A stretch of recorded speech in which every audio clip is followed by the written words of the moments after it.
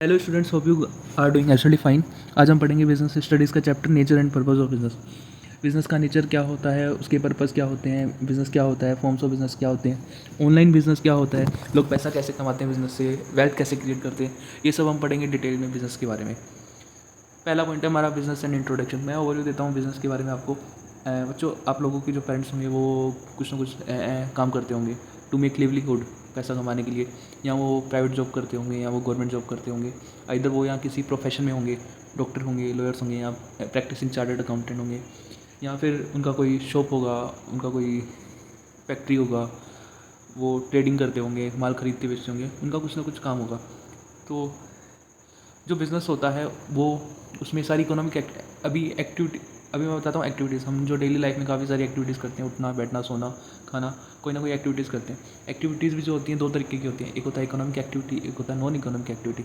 जो economic activities जो होती हैं वो टू मेक प्रॉफिट्स होती है, पैसा कमाने के लिए की जाती है।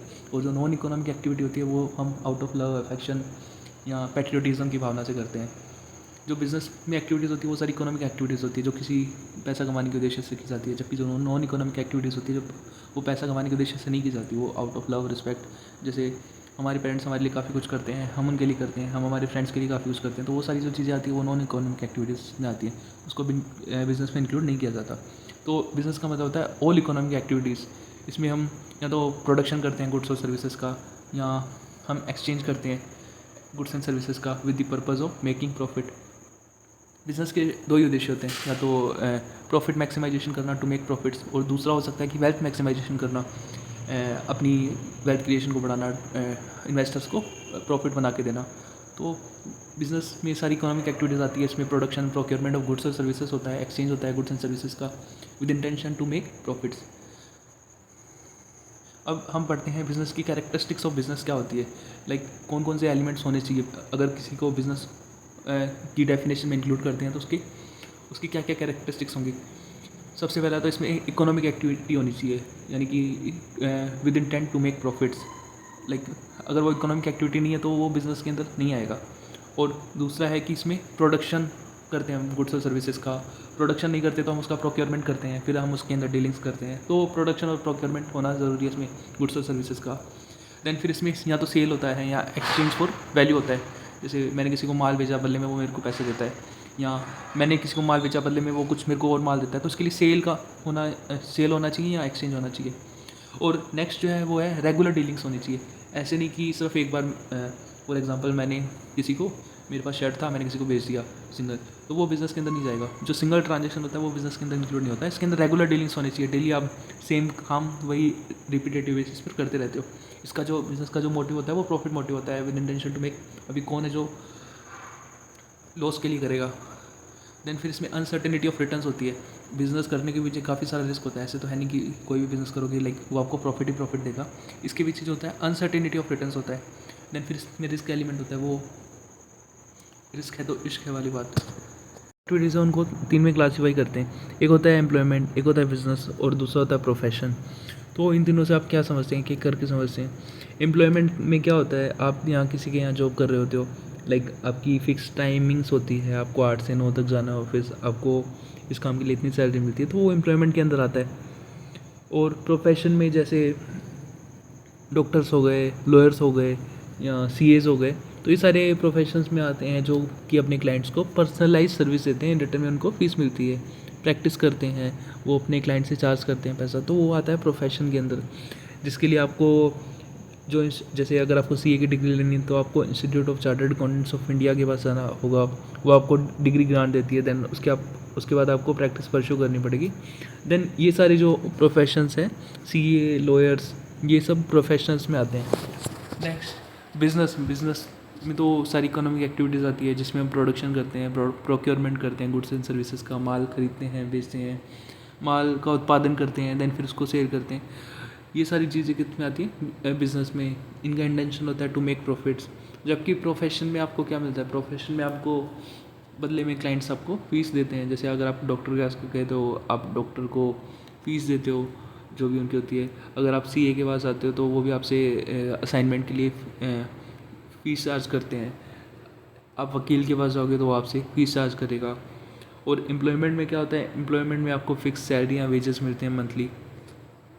तो ये तीनों में क्लासिफिकेशन है बिजनेस, प्रोफेशन, एम्प्लॉयमेंट में।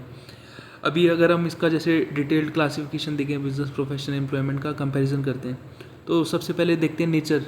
अभी जो बिज़नेस का क्या नेचर होता है, इसमें हम करते हैं प्रोडक्शन करते हैं, फिर हम डिस्ट्रीब्यूशन करते हैं गुड्स एंड सर्विसेज का जो हमने पैदा किया। प्रोफेशन में क्या करते हैं, प्रोफेशन में हम रेंडिंग ऑफ पर्सनलाइज सर्विसेज देते हैं अपने क्लाइंट्स को। और जो एम्प्लॉयमेंट में क्या करते हैं, अगर हम किसी के यहाँ नौकरी कर रहे हैं तो हम परफॉर्मिंग असाइंड वर्क करते हैं। जैसे मेरे को पढ़ाने का काम दिया है तो मैं आप लोगों को पढ़ा रहा हूँ, तो ये मैं एम्प्लॉयमेंट के अंदर आता हूँ।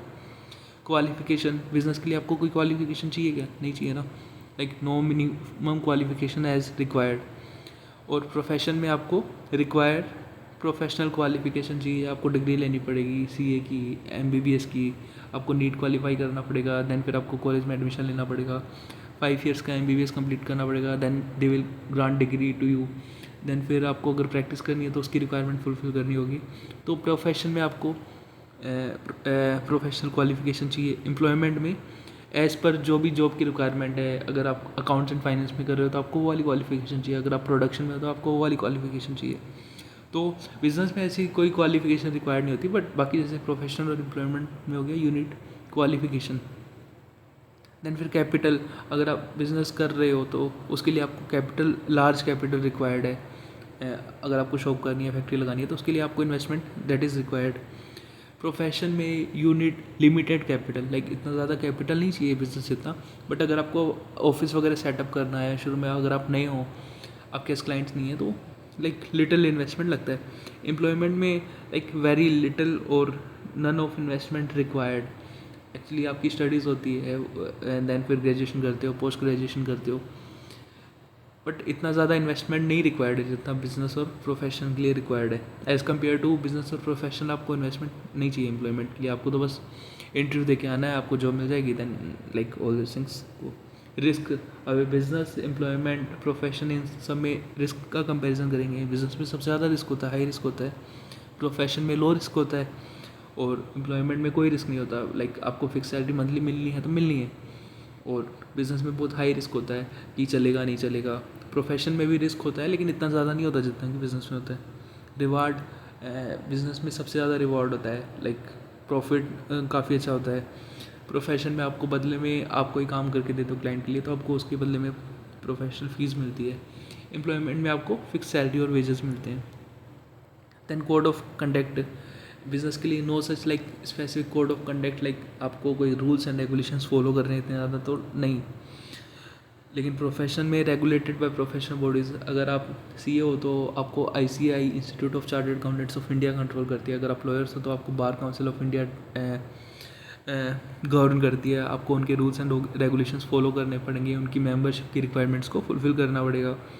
और एम्प्लॉयमेंट में है govern by employers rules, like आप जिसके लिए भी काम कर रहे हो आपको उसकी बात माननी पड़ेगी, उसके rules and regulations you need to follow that, you need to like within the ambit of that employer. So ये मेजरली ये डिफरेंसेस होते हैं बिजनेस में, प्रोफेशन में एंड एम्प्लॉयमेंट में।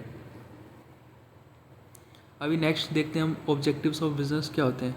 ऑब्जेक्टिव्स ऑफ बिजनेस, लाइक अगर आप इकोनॉमिक टर्म्स में देखो कि like you want to make profits, you want to survive in the market, you need growth, year on growth, you want quarter on quarter growth.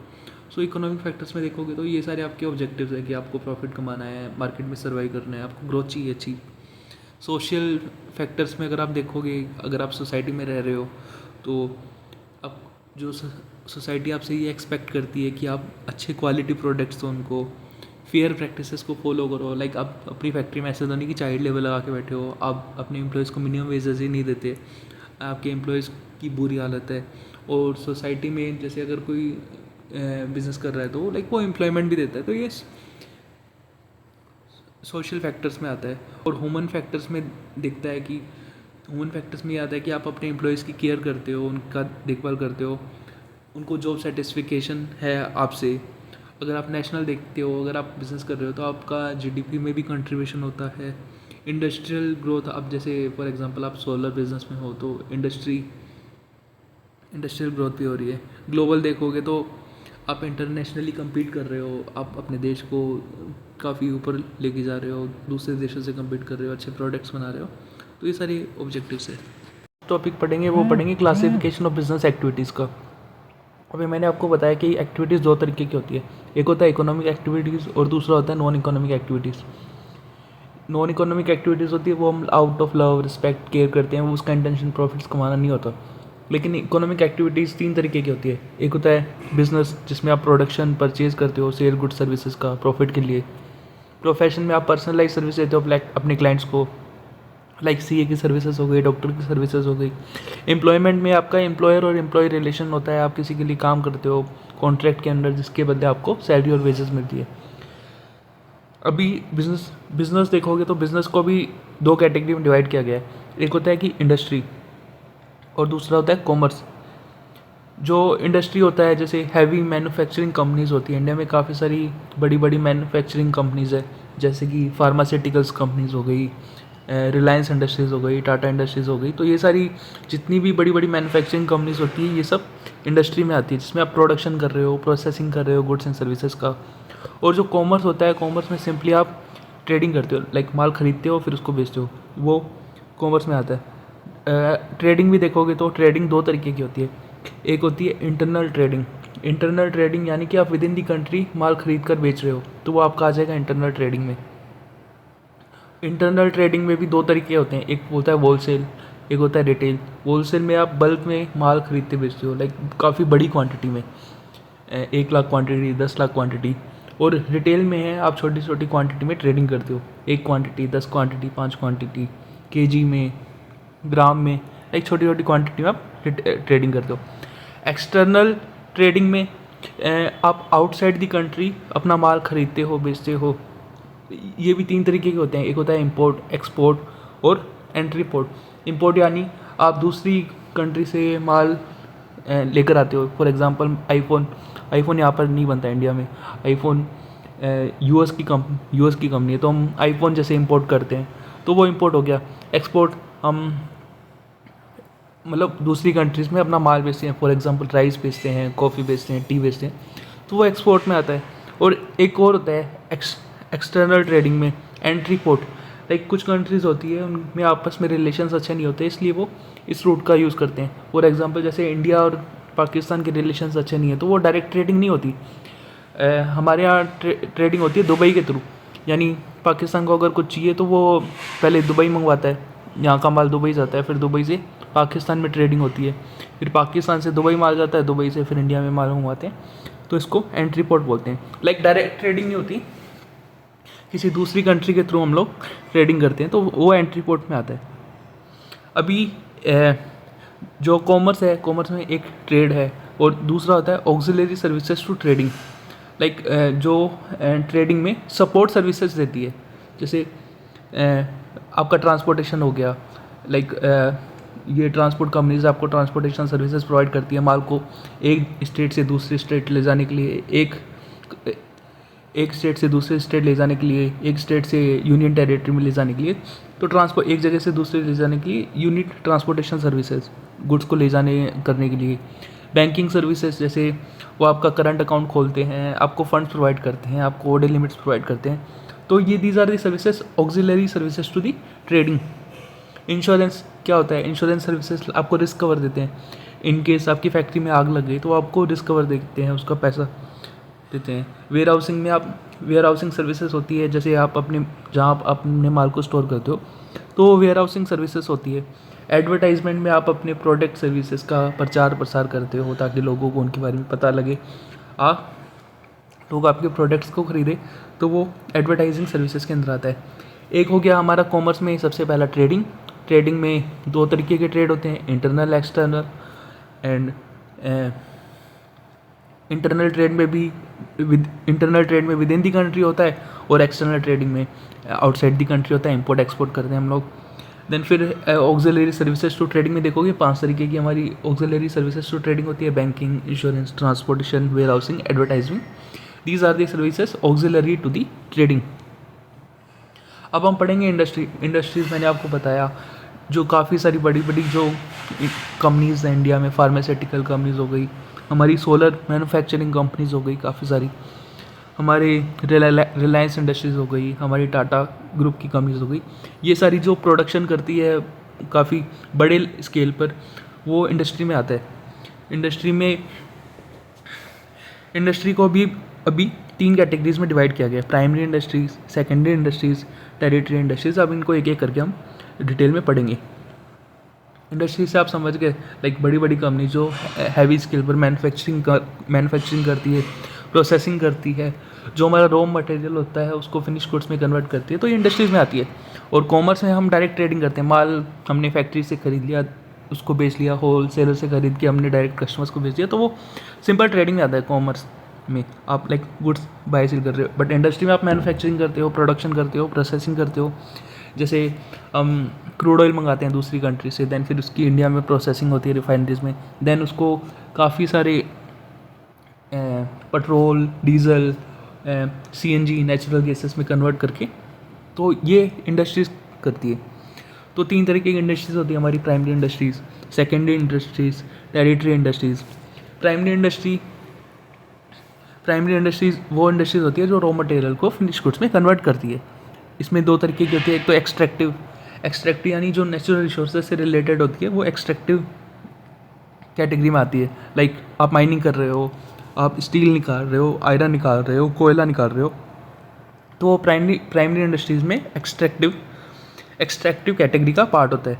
Fishing कर रहे हो, आप hunting कर रहे हो, एग्रीकल्चर करके आप फूड उगा रहे हो, तो वो एक्सट्रैक्टिव कैटेगरी में आता है।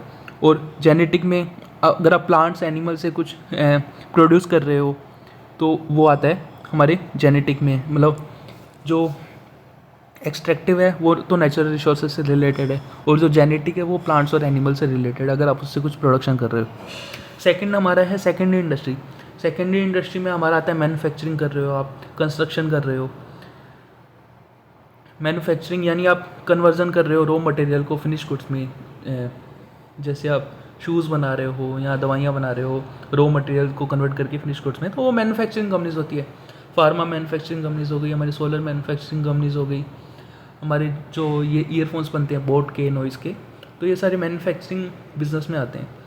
कंस्ट्रक्शन, बिल्डिंग इंफ्रास्ट्रक्चर, जैसे डीएलएफ बिल्डिंग्स बनाता है, प्रोजेक्ट्स बनाता है, हाईवेज बनाता है, तो ये सारा आता है कंस्ट्रक्शन में, लाइक ये सेकेंडरी इंडस्ट्री में आता है। एंड जो थर्ड है हमारा वो है टेरिटरी इंडस्ट्री। टेरिटरी इंडस्ट्रीज़ में ये provide services like transportation, banking, like जो भी अदर सर्विसेज हो गई, सीए की, लॉयर की सर्विसेज, ये सारी सर्विसेज हमारी टेरिटरी इंडस्ट्रीज़ में आती है। पहला हो गया हमारा इंडस्ट्री क्लियर आप लोगों को, जिसमें हम मैन्युफैक्चरिंग करते हैं, प्रोसेसिंग करते हैं। वो 3 तरीके की होती है। प्राइमरी में एक तो एक्सट्रैक्शन होता है, जैसे आप आयरन, स्टील, ये सब निकाल रहे हो। देन फिर जेनेटिक, जो प्लांट्स और एनिमल से कुछ अगर आप प्रोडक्शन कर रहे हो तो वो जेनेटिक में आता है। दूसरा सेकेंडरी में आप क्या आता है, आपका मैन्युफैक्चरिंग आता है। देन फिर कंस्ट्रक्शन आता है, बिल्डिंग बनाना, वो कंस्ट्रक्शन में आता है। मैन्युफैक्चरिंग में आप कुछ रॉ मटेरियल से फिनिश गुड्स में कन्वर्ट कर रहे हो। तीसरा है टेरिटरी इंडस्ट्रीज़ में, इसमें आपकी जितनी भी अदर सर्विसेज है, लाइक ट्रांसपोर्टेशन, बैंकिंग, इंश्योरेंस, ये सारी सर्विसेज आपकी टेरिटरी इंडस्ट्रीज़ में आती है। तो क्लासिफिकेशन ऑफ बिजनेस एक्टिविटीज़, एक इंडस्ट्री होता है, एक कॉमर्स होता है। कॉमर्स में सिंपल ट्रेडिंग होती है, इसमें ट्रेडिंग में इंटरनल एक्सटर्नल होता है, internal within the country, external outside the country. Auxiliary services to trade क्या होती है, banking, insurance, warehousing, advertising, transport. And हमारी इंडस्ट्री में क्या है, इंडस्ट्री हैवी इंडस्ट्री जो मैन्युफैक्चरिंग करती है, प्रोसेसिंग करती है, ये 3 तरीके की इंडस्ट्री होती है, प्राइमरी, सेकेंडरी, टेरिटरी। प्राइमरी में एक्सट्रैक्शन होता है, जेनेटिक से कुछ प्रोडक्शन होता है। सेकेंडरी में मैन्युफैक्चरिंग करते हैं, कंस्ट्रक्शन करते हैं। थर्ड होता है टेरिटरी, इसमें सर्विसेज आती है, और जो भी एक्स्ट्रा सर्विसेज है, सपोर्ट फंक्शंस की सर्विसेज है, फाइनेंस फंक्शन हो गया आपका, सी सर्विसेज, लॉयर सर्विसेज, डॉक्टर की सर्विसेज, ये सारी आती है आपकी टेरिटरी सर्विसेज में। हम पढ़ेंगे बिजनेस, इसमें बिजनेस रिस्क के बारे में। बिजनेस रिस्क क्या होता है कि लाइक अगर आप कोई बिज़नेस कर रहे हो, कोई इसकी श्योरिटी तो होती नहीं कि आप प्रॉफिट ही करोगे या आपका बिज़नेस अच्छे से चलेगा ही चलेगा, आपकी डेली अच्छी सेल होगी। क्योंकि बिज़नेस में देखो तेज़ी भी आती है, मंदी भी आती है, सीज़न भी आता है, दिवाली का टाइम भी आता है जिसमें आपकी अच्छी सेल होती है। लेकिन बिज़नेस में अगर अच्छा रिवार्ड है तो रिस्क भी है, तो इसका अनसर्टेनिटी ऑफ रिटर्न्स होता है। ऐसे कोई श्योरिटी नहीं होती कि आप हमेशा प्रॉफिट ही प्रॉफिट करोगे, आपका बिज़नेस हमेशा अच्छा चलेगा। क्योंकि नई नई इनोवेशंस आती रहती है मार्केट में, या अनसर्टेनिटीज़ आती रहती है। फॉर एग्जांपल जैसे कोविड आ गया तो काफ़ी सारे बिजनेसेस उस पीरियड में सारे बंद थे बिकॉज ऑफ अनसर्टेनिटीज़ की वजह से। ग्लोबल क्राइसिस वगैरह आते रहते हैं, जैसे रिसेंट में ईरान और इसराइल का युद्ध हो गया, ऑयल प्राइसेस बढ़ जाते हैं, काफ़ी सारी चीज़ें उससे इम्पैक्ट होते हैं। गवर्नमेंट चेंज हो जाती है, उससे भी काफ़ी सारे चेंजेस आते हैं। आप जैसे किसी बिज़नेस में हो, गवर्नमेंट ने आपका बिज़नेस है, जैसे आप पेड़ काटते हो, लकड़ी बनाते हो उससे, लेकिन जब से जैसे गवर्नमेंट चेंज हो गई, उन्होंने काफ़ी सारे रेस्ट्रिक्शंस लगा दिया, अब आप पेड़ काट नहीं पा रहे, तो उससे आपके बिज़नेस पर काफ़ी इम्पैक्ट आ गया। तो जो बिज़नेस होती है वो अनसर्टेनिटीज़ होती है। वो अरशद मेहता का डायलॉग है ना कि रिस्क है तो इश्क है। तो वही बात है कि ये अनसर्टेनिटीज़ ऑफ रिटर्न्स होती है, कोई श्योर नहीं होता कि आपका बिज़नेस हमेशा अच्छा चलेगा नहीं चलेगा। इसके जैसे कॉजेज़ होते हैं नेचुरल रिसोर्सेस, नेचुरल रीजंस हो गए, जैसे कि कोविड आ गया, या ह्यूमन रीजंस भी हो सकते हैं, आप बीमार पड़ गए, आपको कुछ हो गया, या आपने अपनी शॉप बंद कर दी, या आपकी जो मैन पावर है, आपके एम्प्लॉयज़ है वो छोड़ के चले गए, आपके मैनेजर्स छोड़ के चले गए, तो वो ह्यूमन रीजंस भी हो सकते हैं। इकोनॉमिक रीजंस भी हो सकते हैं, गवर्नमेंट ने बैन कर दिया, ग्लोबल क्राइसिस हो गए, या फ्लड जैसे गवर्नमेंट ने बैन कर दिया, गवर्नमेंट की पॉलिसीज़ में चेंज आ गया। अदर रीजंस भी हो सकते हैं जिसकी वजह से आपके बिज़नेस पर इम्पैक्ट पड़ता है। इसका नेचर क्या है? Due to uncertainties, uncertain life is so unpredictable. तो बिज़नेस का कैसे बोलेंगे कि वो प्रेडिक्टेबल है? Business is also unpredictable. Essential part of business, वही हर्षद मेहता का डायलॉग है, रिस्क है तो इश्क है। अगर आपको रिवार्ड मिल रहा है तो उसके लिए आपको रिस्क भी लेना पड़ेगा। Degree varies profit as reward for risk. आप रिस्क लेते हो तो जितना बड़ा रिस्क लेते हो आपके लिए उतना ज़्यादा प्रॉफिट होता है। जो हम टॉपिक पढ़ेंगे वो है role of profit in business. इसके की पॉइंट्स मैं आपको बता देता हूँ। प्रॉफिट का क्या रोल है बिजनेस। अगर बिजनेस जो है इकोनॉमिक एक्टिविटी है, तो वो आप कमाते पैसा कमाने के लिए हो, तो सबसे पहला तो ये है कि आपका सोर्स ऑफ इनकम है। आपका इससे घर चलता है, आपकी इससे ज़रूरतें पूरी होती है, आप अपने इससे ड्रीम पूरे करते हो। तो आप बिज़नेस इसलिए करते हो ताकि आपको फिक्स सैलरी नहीं मिले, आप अच्छा मुनाफा कमा सको उससे। तो सोर्स ऑफ इनकम है। Profit is return for owners, investment and risk. Owner जितना ज़्यादा रिस्क लेता है, जितना ज़्यादा इन्वेस्टमेंट लगाता है उसके ऊपर, उसको वो चाहता है कि उसको प्रॉफिट हो। किसी ने अगर इन्वेस्टर्स ने उसकी कंपनी में पैसा लगा रखा होगा तो वो चाहता है कि वो अपने इन्वेस्टर्स को अच्छा पैसा कमा के दे। वो तभी होगा जब वो अच्छा प्रॉफिट कर रहा हो, प्रॉफिट आफ्टर टैक्स दे रहा हो, अच्छे शेयर होल्डर्स को रिजल्ट दे रहा हो, तो उसी वजह से हो सकता है। तो अगर आपका प्रॉफिट अच्छा है तो उससे आपकी ज़रूरतें पूरी होती है, ड्रीम्स पूरे होते हैं, इन्वेस्टर्स भी उससे हैप्पी होते हैं, आप अपने एम्प्लॉयज़ को भी उससे अच्छी सैलरी दे सकते हो। तो ये सोर्स ऑफ इनकम होता है। मेजर ऑफ इफ़िशियंसी, इसका मतलब ये होता है कि आप अपने इफ़िशियंसी ये होती है कि आप कितना अच्छे से उसको कर रहे हो। आप मिनिमम इनपुट में कितना ज़्यादा आउटपुट निकाल रहे हो, या मैक्सिमम आउटपुट के लिए कितना कम इनपुट यूज़ कर रहे हो। आप कितना इफ़िशियंटली वर्क कर रहे हो। अगर आप प्रॉफिट अच्छा कर रहे हो मतलब आप इफ़िशियंटली वर्क कर रहे हो, लेकिन अगर आप प्रॉफिट ही नहीं कर रहे, आप लॉस कर रहे हो, तो वो इफ़िशियंसी दिखाता है कि आप अच्छे से नहीं कर रहे हो उसको। ग्रोथ एंड एक्सपांशन, अगर आपका प्रॉफिट हो रहा है तो आप उसको री इन्वेस्ट करते हो, उस प्रॉफिट को आप नए मैन्युफैक्चरिंग प्लांट लगा सकते हो, ग्रोथ कर सकते हो, मार्केटिंग पर पैसा खर्च कर सकते हो, अच्छे एम्प्लॉयज़ हायर कर सकते हो, अच्छी टीम बना सकते हो। वो तभी होगा जब आप प्रॉफिट कर रहे हो। तो ग्रोथ एंड एक्सपांशन के लिए प्रॉफिट होना बहुत ज़रूरी है। Profit is reinvested to expand business. Expansion के लिए आप यूज़ कर सकते हो उस प्रॉफिट को। रिवार्ड फॉर रिस्क, आप जितना बड़ा रिस्क लेते हो आपको उतना ज़्यादा प्रॉफिट होता है। आप अगर ज़्यादा बड़ा रिस्क लेते हो तो आपको ज़्यादा प्रॉफिट होने की आशंका है कि आप अच्छा प्रॉफिट करो। Justifies the uncertainty in business. Next है इम्प्रूव्स क्रेडिट वर्थनेस। अगर आप अच्छा प्रॉफिट कर रहे हो तो वो आपकी बुक्स में अच्छे से शो करेगा कि आप प्रॉफिट कर रहे हो। बैंक्स आपको इजीली लोन दे देंगे, इन्वेस्टर्स आप पर ट्रस्ट करेंगे, वो आपकी कंपनी में फंडिंग देंगे। लेकिन अगर आप लॉस कर रहे हो तो कौन आप पे ट्रस्ट करेगा? बैंक्स आपको क्यों लोन देंगे? इन्वेस्टर्स क्यों आपकी कंपनी में इन्वेस्ट करेंगे? हमारी सोशल रेस्पॉन्सिबिलिटीज़ होती है। अगर आप प्रॉफिट करते हो, CSR यानी होता है कॉर्पोरेट सोशल रेस्पॉन्सिबिलिटी। हमारा कंपनीज होती है उनके ऊपर ये लाइबिलिटी होती है कि उनको अपने जैसे 1 करोड़ का टर्नओवर किया तो उसके 1-2% जितना भी है वो उनको सोसाइटी के लिए लगाना पड़ेगा, ज़रूरतों की मदद करनी पड़ेगी, NGOs में फंडिंग देनी पड़ेगी, समाज के लिए अच्छे कार्य करने पड़ेंगे। अगर आप ये तभी होगा जब आप प्रॉफिट कर रहे हो।